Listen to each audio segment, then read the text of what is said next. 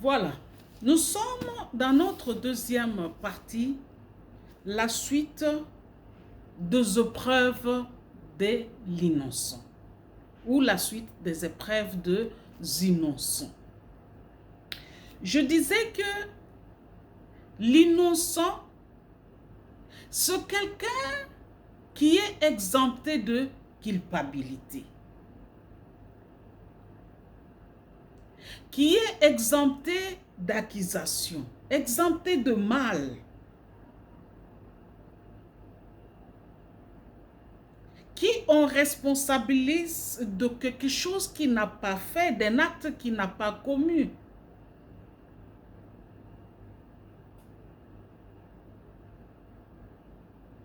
Alors, nous sommes dans la suite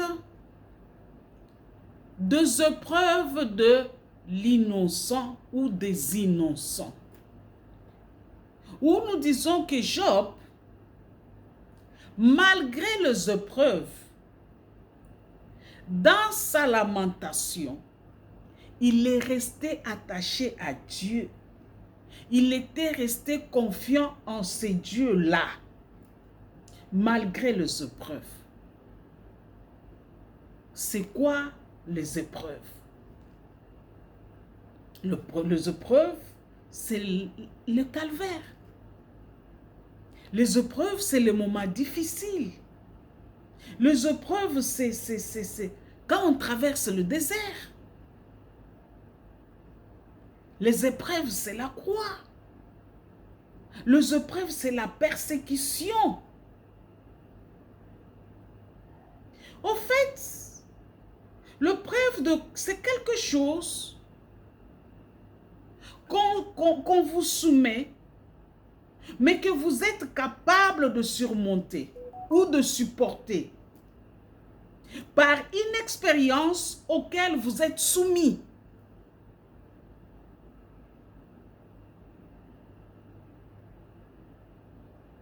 Mais dans les contextes de Job, c'est un innocent à qui le diable soumet à une expérience difficile, à une tentation.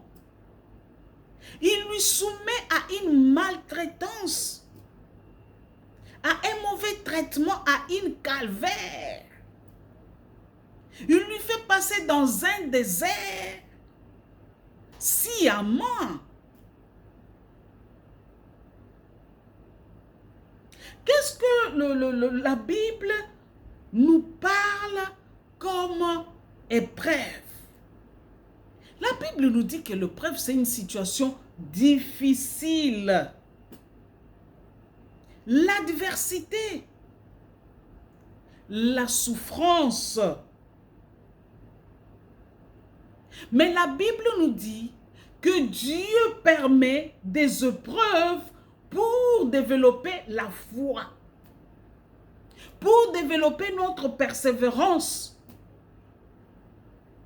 pour développer notre obéissance, pour développer notre personne, donc notre moi. Si Dieu a permis que le diable touche tout ce qui était de Job, mais il a eu à placer les limites en ce qui concerne Job. L'Éternel a dit au diable que Job, il ne va pas me renier. Il ne va pas se détourner de moi. Job ne va pas me quitter. Job n'arrêtera pas d'être un homme droit, un homme juste, parce que tu vas lui prendre les biens, parce que tu vas lui prendre les enfants, parce que tu vas lui prendre sa richesse, parce que tu vas lui prendre sa santé. Vas-y. je connais mon homme. Vas-y, tu constateras que Job restera un homme juste et intègre. Il gardera sa foi. Pourquoi l'Éternel témoigne la foi de Job? Parce qu'il connaissait le cœur de Job. Parce qu'il savait que Job était dans une relation parfaite et intime avec lui. Dieu jauge nos cœurs, même notre esprit. Voilà, malgré Job a été touché, son mental d'acier, il a gardé. Son esprit était toujours connecté à Dieu. Sa foi était ferme. Son espérance était toujours en Dieu. De tout ce qui lui arrivait, il avait ses yeux tournés vers Dieu. Il a tout perdu.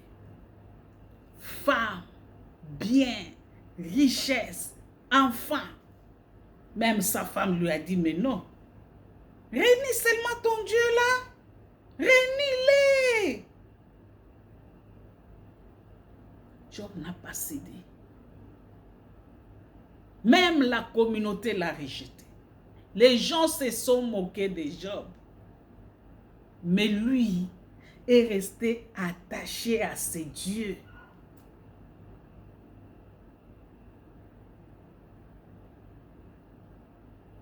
Il a gardé sa foi. Et le diable n'a eu que l'échec. Le diable a échoué. Parce que le souci du diable, l'objectif du diable, ce n'était pas le bien matériel. Ce n'était pas la richesse de Job. Ce n'était pas les enfants de Job. Ce n'était pas la joie de Job. Ce n'était pas le bonheur de Job. C'est l'âme de Job qu'il voulait.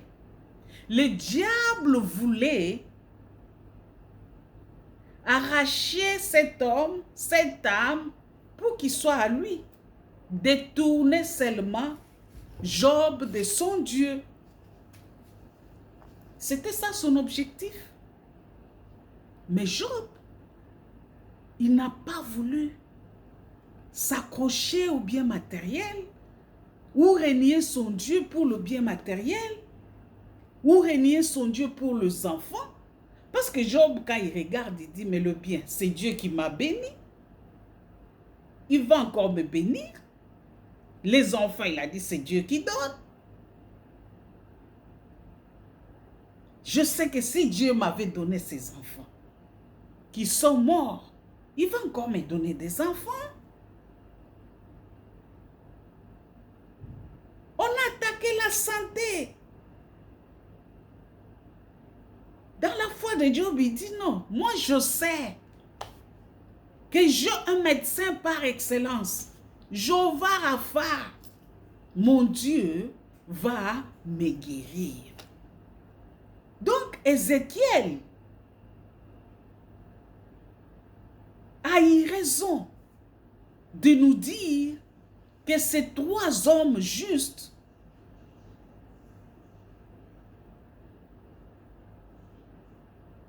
par leur propre droiture ont gagné la vie, pouvaient être sauvés par leur propre droiture. Des hommes justes, Job, Daniel et Noé. Il ne parle même pas de lui. Hein. Il nous parle de trois hommes. Si en ces temps, on nous a parlé de ces trois hommes,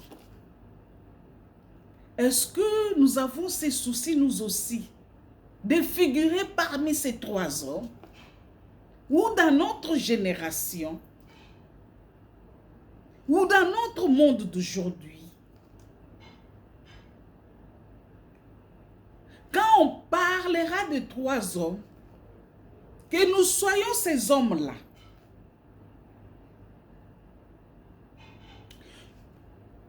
Job a traversé des déserts, les épreuves. Il dit, mes jours passent vite, comme un courrier, je ne vois pas la joie, je ne vois pas le bonheur, je ne vis pas la paix.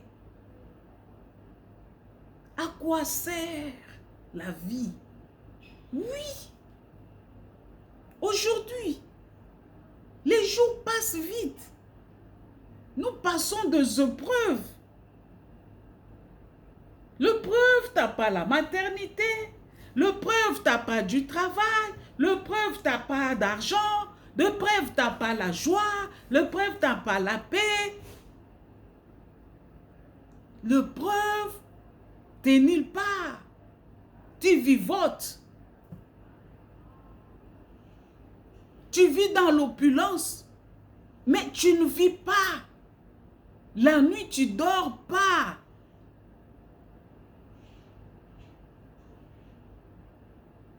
Tu vis dans l'opulence. Tu as des milliards dans le compte, mais tu n'as pas la paix.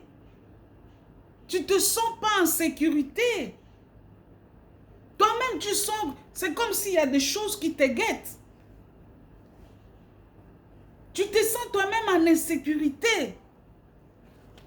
Quand tu dors, tu n'es pas sûr de te réveiller demain matin.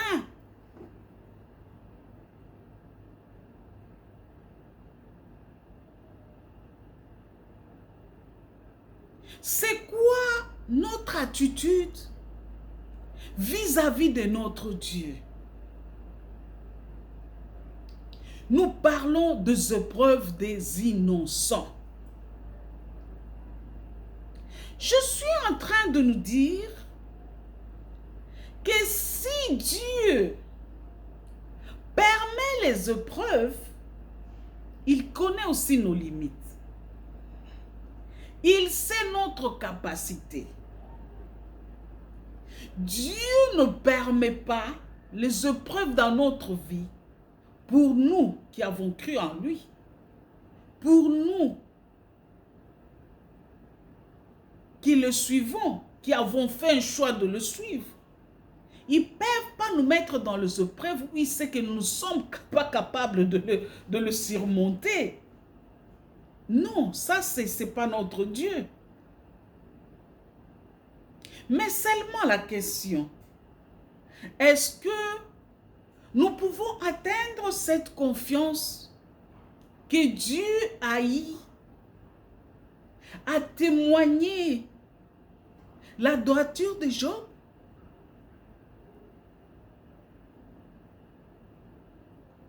Sa fidélité, sa foi? Avons-nous la foi?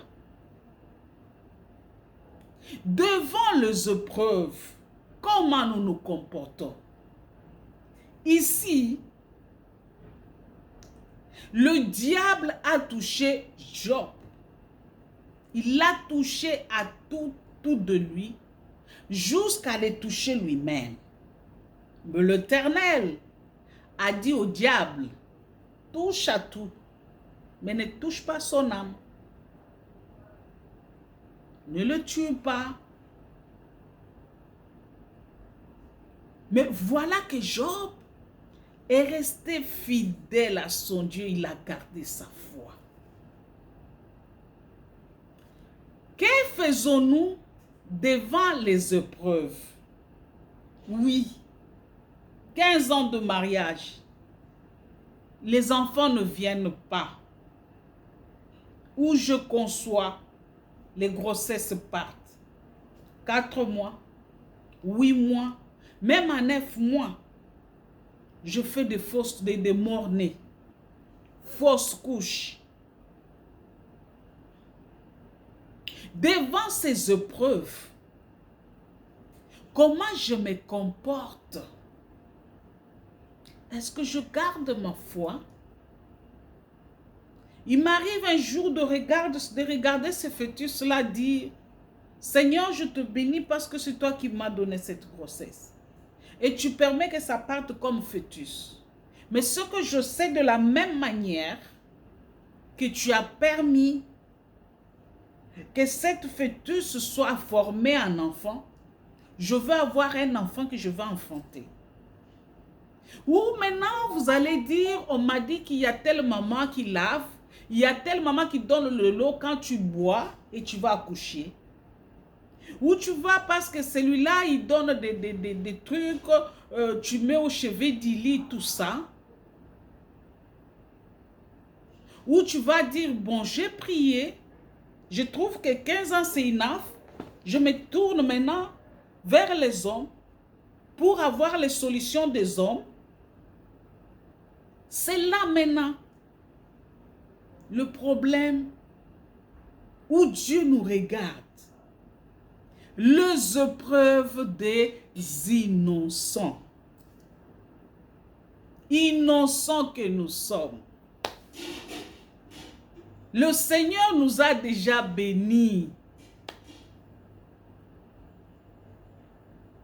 Par Abraham. L'Éternel nous a bénis dans l'alliance qu'il a fait avec Abraham. Nous sommes les héritières d'Abraham. Nous sommes ses enfants spirituels. Nous sommes ses enfants adoptifs. Nous avons le même droit avec Isaac. Parce que Dieu avait promis de bénir Adam et sa descendance. Dieu nous a déjà bénis. Mais voilà que le diable nous fait passer par des épreuves. La parole nous dit que l'homme quittera. Dès l'existence sur terre, quand Dieu a mis Adam dans son jardin, il a dit, il n'est pas bon que l'homme soit seul. Il faut que je lui trouve un être semblable. Cet être semblable, c'est qui? C'est Ève. Que Dieu met aux côtés d'Adam. Il a dit, remplissez la terre. Donc Dieu nous a déjà bénis. Il nous a demandé de remplir la terre. Multipliez-vous. Mais voilà, de la même manière que le diable a mis Job dans les épreuves, Satan, dans sa ruse, il va séduire Ève. Et Ève, à son tour, convainc Adam et il pêche. Voilà que ces deux pêchent. Dans leur péché, quand Dieu les a créés, il les a mis dans les jardins. Il leur a tout donné. Le bonheur, la richesse, tout, mangez tout. Mais ne touchez pas à l'arbre interdit. Limite. Au diable, l'Éternel avait dit, prends, richesse prends, bonheur prends, fais tout, mais ne touche pas à sa vie. Limite. Mais voilà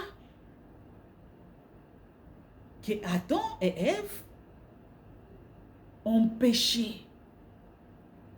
Mais la conséquence du péché, c'est quoi? La mort. Regarde ces deux qui ont péché. Ils étaient dans les jardins. Finalement, ils se sont allés se cacher derrière l'arbre. J'ai aimé cette partie. C'est le pasteur, l'abbé Kenda, qui nous a partagé ça. J'ai suivi ce partage le jeudi, le vendredi. Ça a encore renforcé ma foi. Voilà que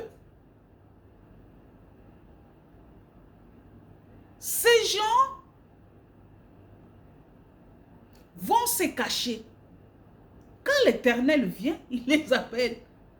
Où vous êtes? Ils disent non.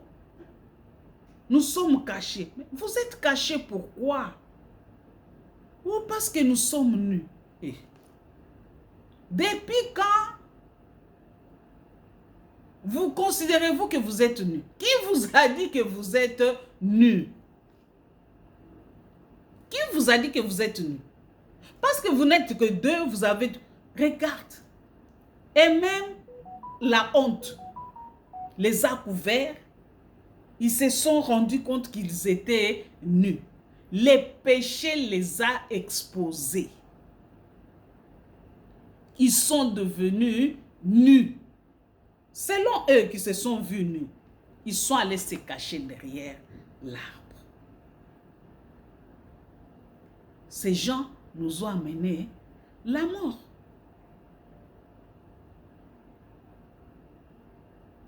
Voilà d'où est entré le péché. Dans ces péchés, il y a eu beaucoup de dérives de la part des hommes. Le Seigneur a sanctionné, il a tué, il a puni. Hey! Même la marche avec Moïse, les enfants d'Israël. Combien d'alliances que le Seigneur a rompues?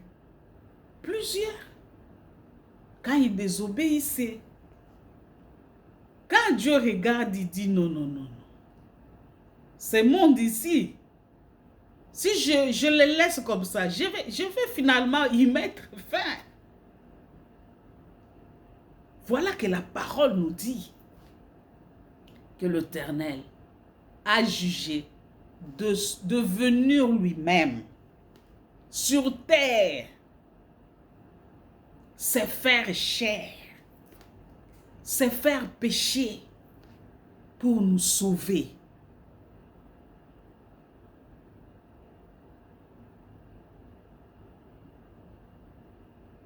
Voilà Christ, quand Dieu est venu. Si vous voyez, Christ est mort à la croix.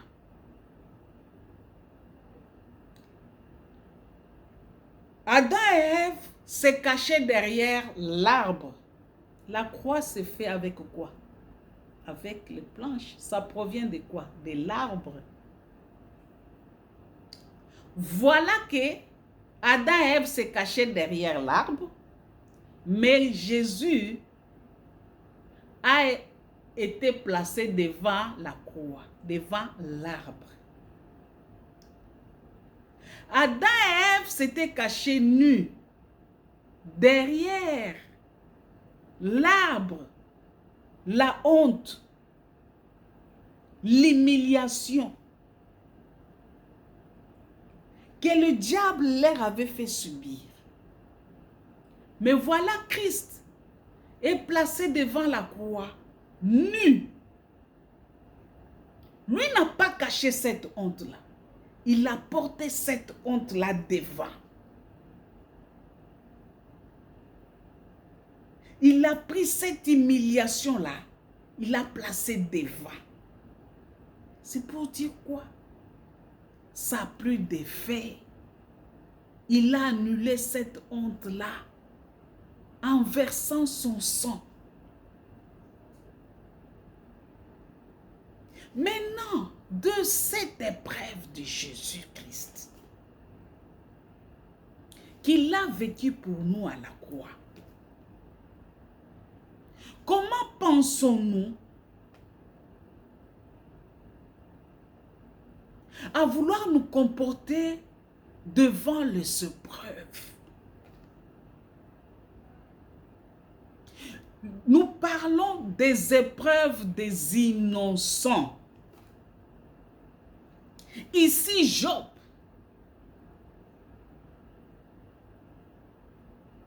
est resté attaché à Dieu, à l'Éternel. Jésus-Christ, devant toutes les épreuves, il nous a témoigné son amour, sa détermination à accomplir la mission pour laquelle il était venu sur terre. Moi, je suis en train de transmettre un message de foi, un message d'espoir, un message d'obéissance, un message de vérité, de savoir que nous avons la seule vérité absolue qui est Jésus-Christ et rien d'autre. Jésus-Christ est notre secret absolu.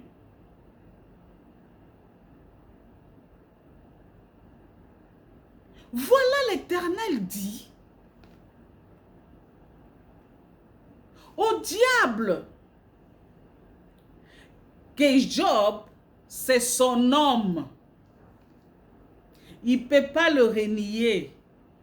Malgré tout ce que Satan fera, Job restera fidèle à lui. Et Dieu ne s'était pas trompé.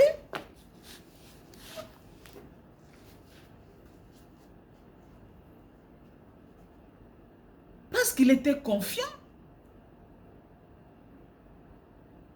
Et Job a démontré noir sur blanc aux ténèbres qui est le diable, que lui, ce qui importait pour lui, ce n'était pas le bien matériel, ce n'était pas les enfants, mais sa relation avec Jésus qui l'a maintenu, sa relation avec Dieu, avec l'Éternel, Dieu qui l'avait créé, qui l'a maintenu, sa foi,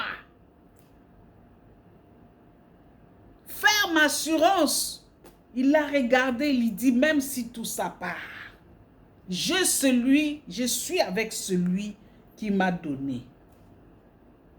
Je reste attaché à lui. Mes jours passent comme un courrier. Je ne vois pas la joie. Je ne vois pas le bonheur. Oui. Les épreuves des innocents. Les jours passent. Mais 2025 va finir. En janvier 2025, je proclamais, je dis, 2025, je vais porter mon bébé. 2025, je vais me marier. Par la foi, j'ai acheté l'alliance. Par la foi, j'ai acheté la robe de voile. Par la foi, j'ai acheté le biberon. J'ai fait la layette. Seigneur, nous sommes en décembre. Mais moi, je dis en décembre 2024 que 2025, c'est mon année d'accomplissement. Je vais avoir du travail.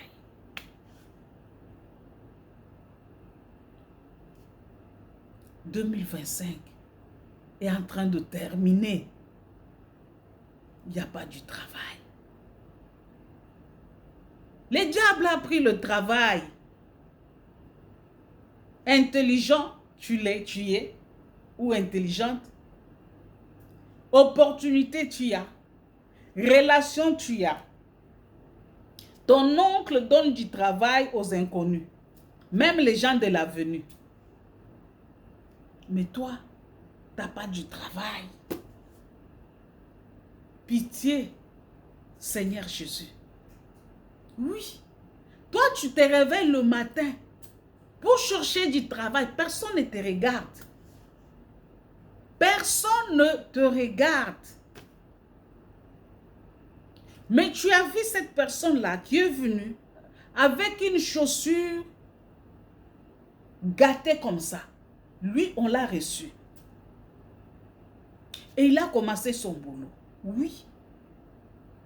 C'est lui que tu te moquais de lui sur l'avenue là, qui avait un pantalon. Aujourd'hui, il a acheté véhicule. Il change. Il a même changé de quartier. Mais il vient dans votre quartier maintenant, en voiture, pour dépanner certains de vos amis là. Oui. Le papa là, qu'on s'est moqué de lui qui est sentinelle là. Oui. Son fils maintenant est élevé en dignité. Papa a changé de statut. Son fils là est installé dans un pays à l'étranger. Mais toi, ou nous sommes toujours dans cette situation-là. Où les jours passent. Oui, les jours passent. Nous sommes déjà, nous tendons vers fin décembre. Nous sommes le 40e. Nous tendons vers fin décembre. Nous sommes le 40e. Fin décembre. Nous tendons fin décembre. Nous sommes le 22. Hé, Seigneur. Les épreuves des innocents.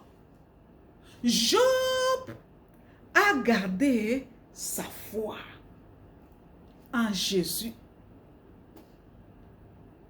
Si l'homme que Dieu témoigne sa droiture, qu'il est juste, Dieu témoigne sa foi, est passé par des épreuves. Le diable l'a touché au plus bas. Il l'a amené au plus bas de sa vie. La situation de Job là aujourd'hui, un papa comme ça riche, vie stable, tout le monde le respecte. Dans le quartier, on voit seulement ces papas-là. Il perd toutes ses richesses. Il perd ses biens. Et les enfants commencent à mourir. Le premier, le deuxième, le troisième, le quatrième, on va le faire asseoir. Les enfants du quartier vont le taper. Oui. Vont dire, papa, tu es sorcier. Ton argent là, c'était l'argent des fétiches. Ils vont le taper. Tout ça va faire scandale. Encore aujourd'hui, monde des réseaux sociaux, on va les publier. On va parler de lui. Non, non, non, non, non. La communauté, ils vont dire non. Les gens vont lui demander, même le pasteur vont lui dire, mais papa, prie un peu, hein? Va dire, je ne sais pas ce qui m'arrive. Moi, je prie. Mon Dieu me connaît. Je ne sais pas ce qui m'arrive. On va dire non, non, non. Peut-être tu pries mal. Peut-être tu pries mal, papa.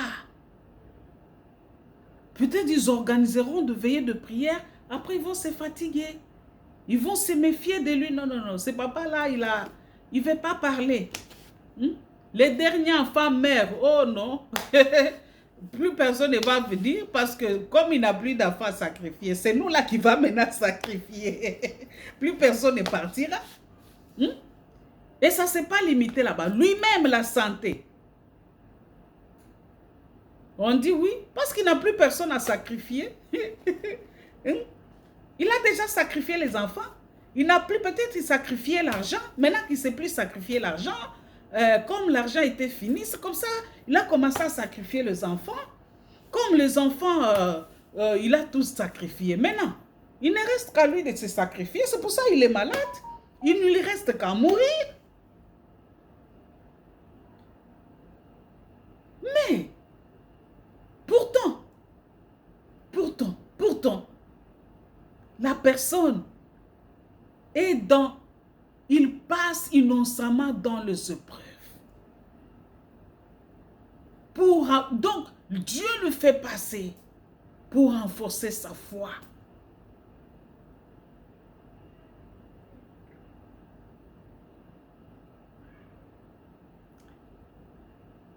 Pourquoi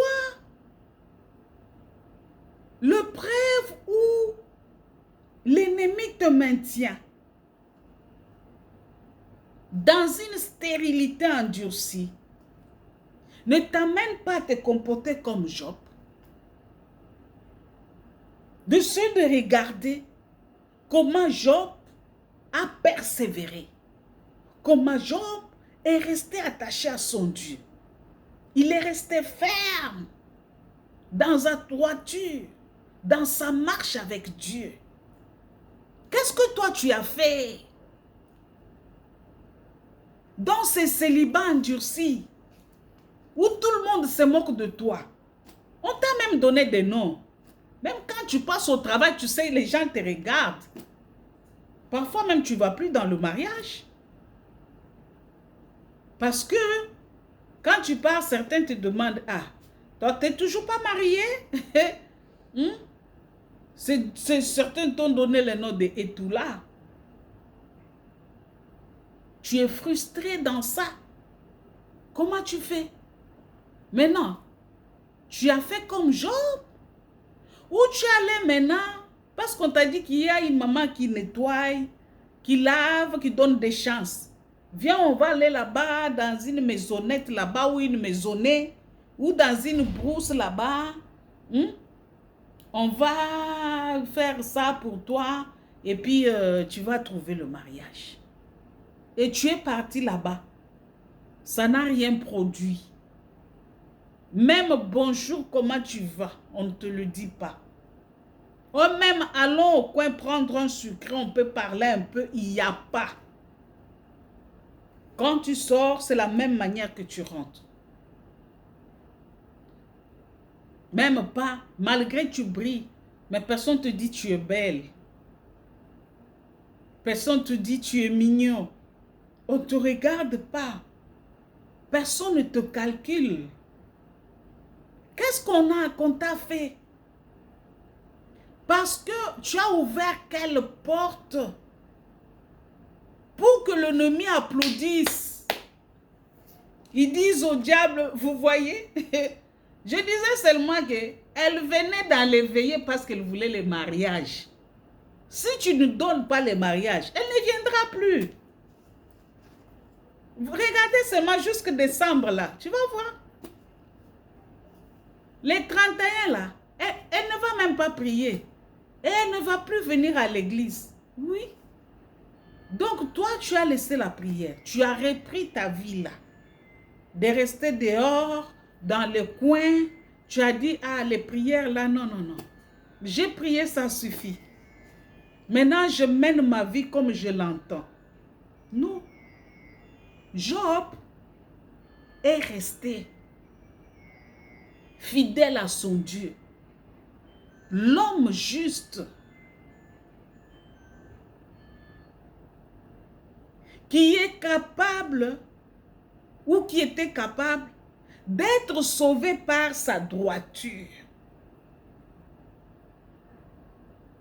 Et il n'a été que sauvé par sa droiture. Est-ce que nous sommes doux droits vis-à-vis de notre Dieu? Est-ce que dans les épreuves qui nous arrivent, gardons-nous la droiture? Gardons-nous notre foi? Gardons-nous nos principes? Gardons-nous la crainte de Dieu? Gardons-nous les yeux restés fixés à l'Éternel? Avons-nous Jésus-Christ comme la vérité? Comme le seul qui est notre Sauveur et Seigneur? Comme c'est lui, notre seule référence, notre seul rempart? Chez qui, auprès de qui nous pouvons nous confier, nous exprimer, nous expliquer, en nous fâchant, en pleurant, en lamentation, en repentance, en l'adorant, en plaidant le sang de Jésus. Est-ce que sommes-nous ces personnes-là? L'épreuve de la pauvreté nous pousse-t-il à nous rapprocher plus de Dieu?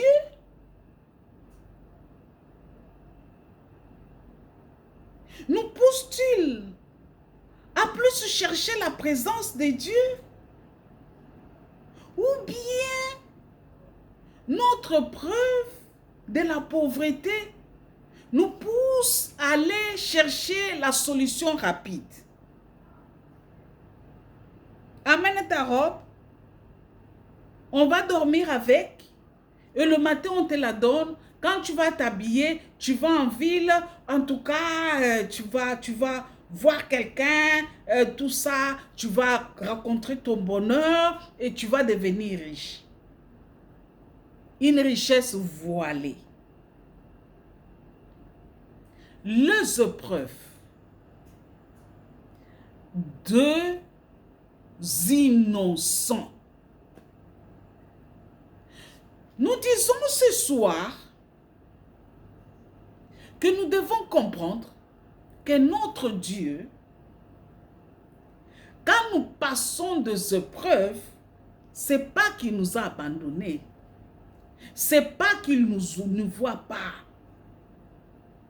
Quand le diable nous agresse, nous tourmente, nous envoûte, nous perturbe, nous amène les échecs, nous amène des limites, nous ensorcelle, nous amène la mort, nous amène des humiliations, de rejet. Rappelons-nous que l'Éternel est puissant. Rappelons-nous que Job a traversé des épreuves, mais il ne s'est pas détourné de son Dieu. Il n'a pas perdu sa foi. Il est resté ferme, attaché à son Dieu. Et Dieu l'a restauré. Je veux que ce soir nous disons échec à l'ennemi. J'entends quelqu'un dire, diable, tu as échoué. J'entends quelqu'un dire, diable, 0, 0, 0, 0. Nous sommes le 22 décembre 2025. J'entends quelqu'un dire, diable, tu as échoué. Ma vie, c'est Jésus-Christ de Nazareth. Diable, tu n'es pas avec moi. Mon